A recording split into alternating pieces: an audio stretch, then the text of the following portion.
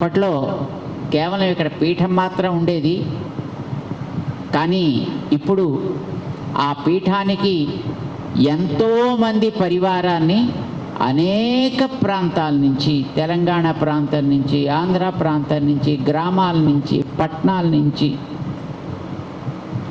ప్రతి మారుమూల నుంచి కూడా ఇక్కడికి ప్రతినిధులు, స్వామి సేవకులు, మేమున్నాం హనుమా నీ సేవ కోసం, నీవందించేటటువంటి సందేశాన్ని ఆచరించడం కోసం అనే ఒక మంచి సైన్యాన్ని, బ్రహ్మాండమైనటువంటి వానర సైన్యాన్ని దుర్గాప్రసాద్ స్వామి గ్రామానికి తిరిగి స్వయంగా వారందరినీ కూడా ప్రేరేపించి ఈ మంచి మార్గంలోకి తీసుకొస్తున్నారు. వారికి మేము ముందుగా అనేక మంగళాశాసనాలు చేస్తున్నాం.